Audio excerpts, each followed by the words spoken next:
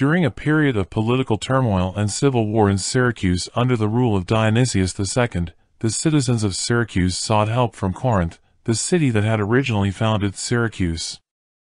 The Corinthian Senate decided to send Timoleon as a general to overthrow the tyrants and restore order in Syracuse.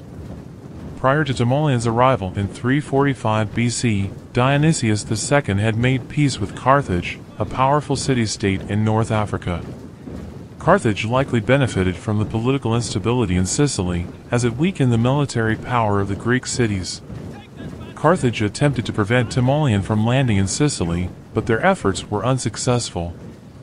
The ensuing siege of Syracuse in 344 BC was a complex affair, with Timoleon, Dionysius, Hysidas, a local ruler, and their Carthaginian allies controlling different parts of the city. The accounts of the siege provided by the primary sources, Diodorus Siculus and Plutarch, differ significantly. According to Plutarch, Dionysius surrendered the Acropolis to Timoleon immediately and was expelled to Corinth. On the other hand, Diodorus Siculus suggests that this surrender occurred at the end of the siege in 343 BC. The Carthaginians eventually abandoned the siege and retreated. Timoleon then confronted and defeated Hysidas' forces, liberating Syracuse. Subsequently, he embarked on a campaign to free other Greek cities in Sicily, aiming to restore their autonomy and democratic systems of governance. Timoleon dispatched his mercenaries to raid Carthaginian territories in western Sicily, which resulted in substantial plunder.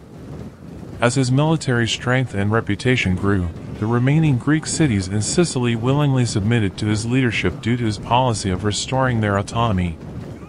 Additionally, cities under Carthaginian control, including those inhabited by the Sicels and Sicanians, approached Timoleon to seek alliances with him. The Carthaginians became alarmed by Timoleon's successful liberation of Greek cities in Sicily and responded by dispatching a significant army to Lilybaeum. According to Plutarch, the Carthaginian army consisted of 70,000 soldiers, including siege engines and chariots with 4 horses each. This force was believed to be capable of conquering the entirety of Sicily, even with the Greeks united under Timoleon's leadership.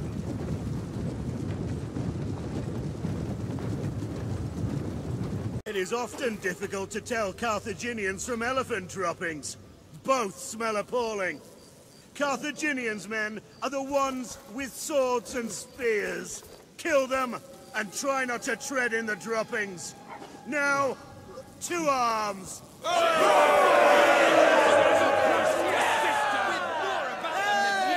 Upon receiving news of the Carthaginian army, the Syracusans were filled with terror. Timoleon was only able to gather around 3,000 of them to march against the Carthaginians. Additionally, during the march, 1,000 of Timoleon's 4,000 mercenaries deserted and returned to Syracuse. This left Timoleon with an army of 5,000 foot soldiers and 1,000 cavalry. Despite being outnumbered, Timoleon led his forces on an 8-day march away from Syracuse toward the river Crimissus, where the Carthaginians were assembling. It's worth noting that Diodorus Siculus provides a different account, stating that Timoleon's army numbered 12,000 men. In early June 339 BC, the decisive battle between Timoleon's Greek forces and the Carthaginians took place. Timoleon positioned his army on a hill, overlooking a plain where the Carthaginian army was situated. The Crimissus River flowed between the two armies and obscured the Carthaginian camp with a thick fog.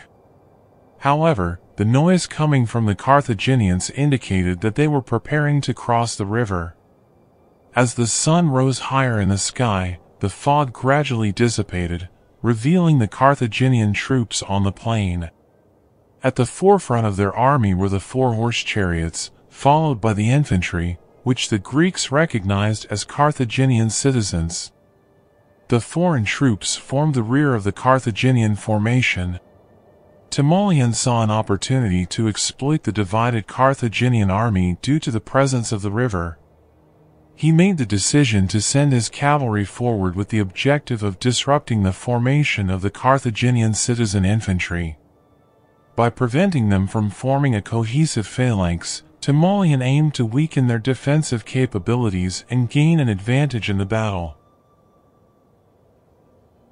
As the armies of Timoleon and the Carthaginians faced each other on the plain, the tension in the air was palpable. Timoleon, a seasoned general, surveyed the field, strategizing his next move. With a firm command, he ordered his army to descend from the hill and take their positions. To secure the wings, Timoleon assigned the other Sicilian Greeks and a select group of his trusted mercenaries. Taking command of the center, he positioned the Syracusans and his best mercenaries, knowing that their skill and loyalty were crucial in this pivotal moment.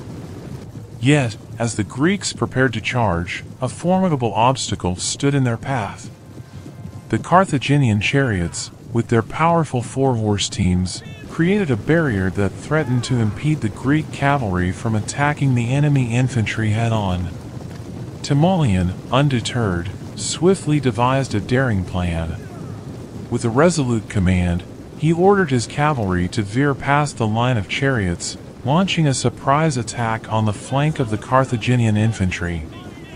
The thunderous sound of hooves filled the air as the Greek cavalry thundered towards their adversaries, striking with speed and precision. Meanwhile, Timoleon, leading the charge with his infantry, unleashed a fierce assault upon the Carthaginian lines. The citizen infantry, adorned with formidable armor and wielding large shields, proved to be resilient adversaries. Their steadfast resistance threatened to halt the Greeks' advance, instilling a sense of urgency within Timoleon's ranks. But fortune favored the Greeks at a critical moment. A sudden and violent thunderstorm materialized behind them, unleashing a torrential downpour of hail and rain.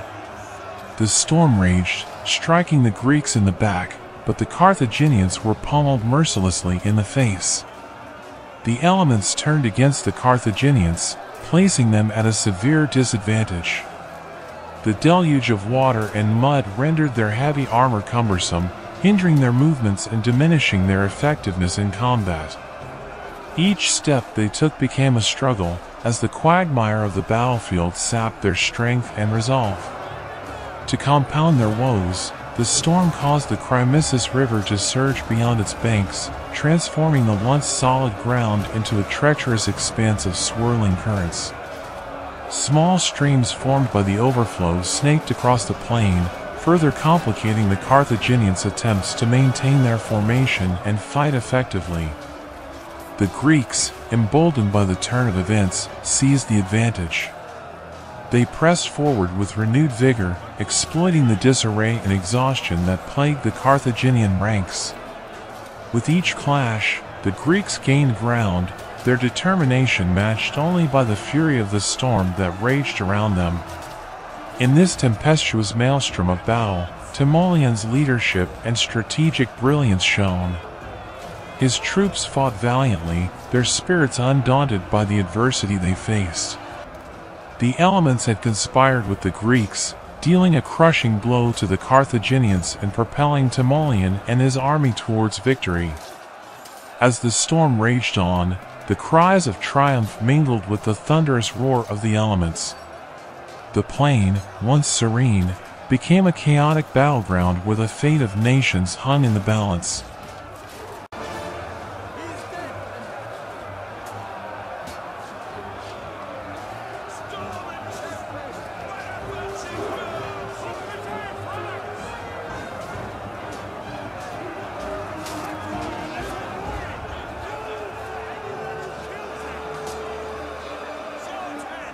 The clash between Timoleon's Greeks and the Carthaginians reached a critical turning point as the ferocity of the Greek assault shattered the enemy's front ranks.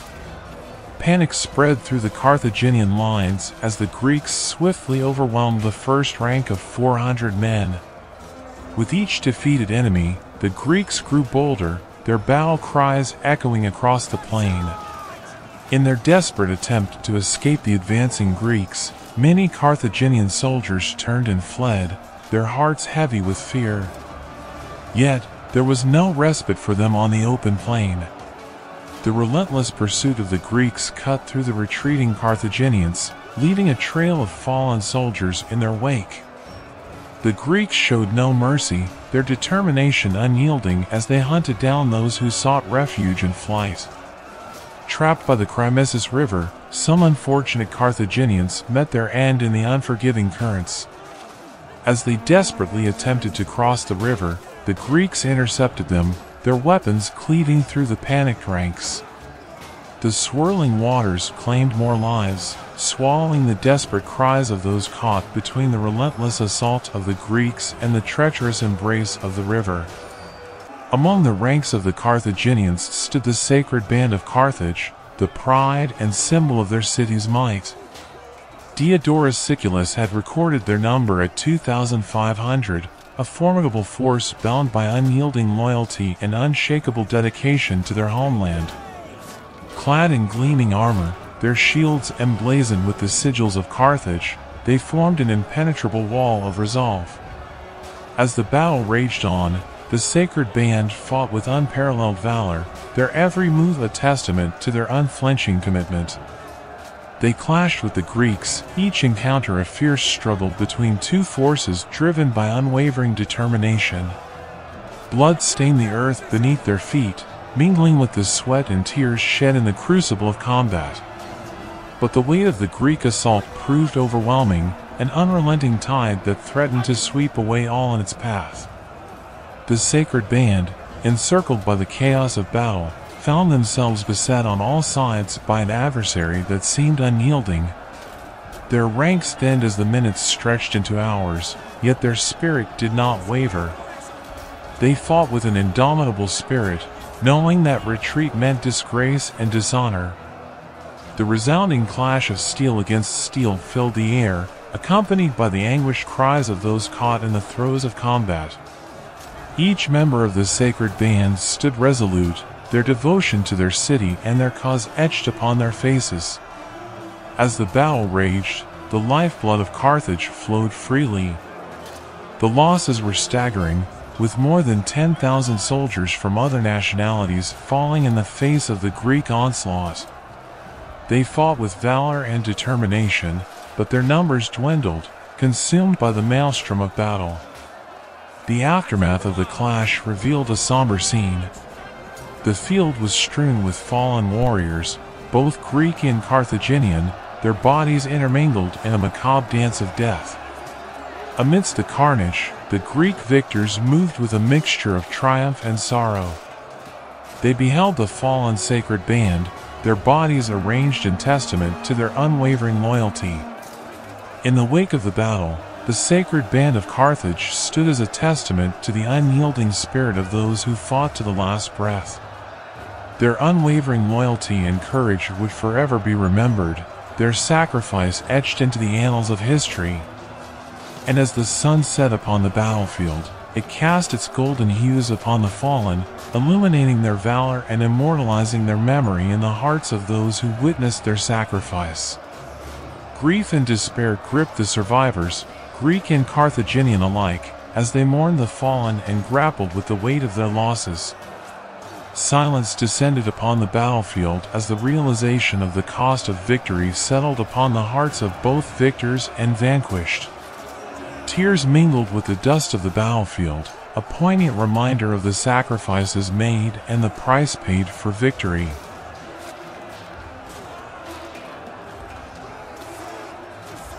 The toll of the battle was devastating for Carthage. Out of the staggering 10,000 casualties suffered by the Carthaginian army, 3,000 were its own citizens.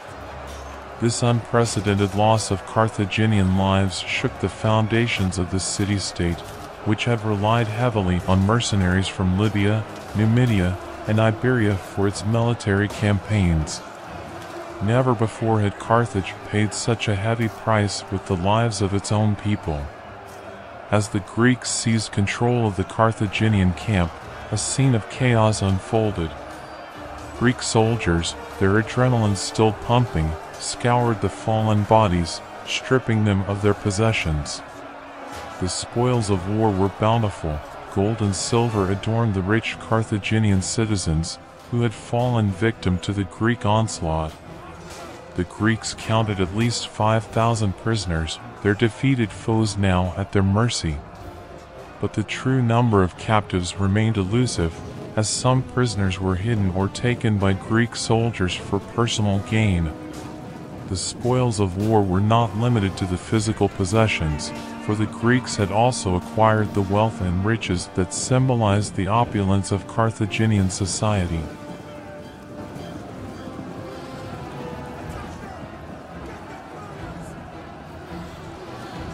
After leading his mercenaries to plunder Carthaginian territory, Timoleon returned to Syracuse to face new challenges.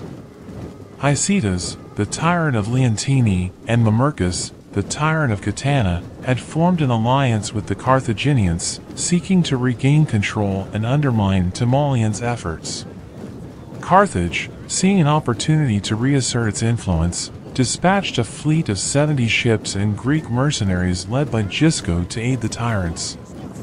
The Carthaginian force made landfall in the territory of Messana, where they clashed with 400 of Timoleon's mercenaries, defeating them in a fierce encounter.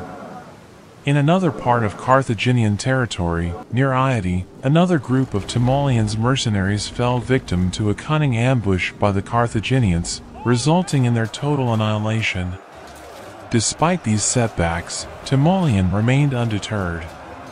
Plutarch recounts his triumph over Hycetas in the Battle of the Demurias River, where Timoleon's skillful tactics and determination secured victory. In a subsequent engagement known as the Battle of the Abalus River, Timoleon confronted Mamercus, who had received significant support from the Carthaginians led by Gisco. The Carthaginian soldiers suffered heavy casualties in the encounter, and Mamercus was ultimately defeated. With these victories, Timoleon compelled Carthage to seek peace. Terms were negotiated, allowing Carthage to retain its territory within the Lycus River. In a gesture of reconciliation, the family and property of those who wished to move to Syracuse were to be restored. Carthage also agreed to sever ties with the tyrants, marking a significant turning point in Sicilian affairs. However, the peace and stability brought about by Timoleon's efforts were short-lived. Following his death, a new tyrant named Agathocles seized power in Syracuse in 317 BC, sparking yet another conflict with Carthage.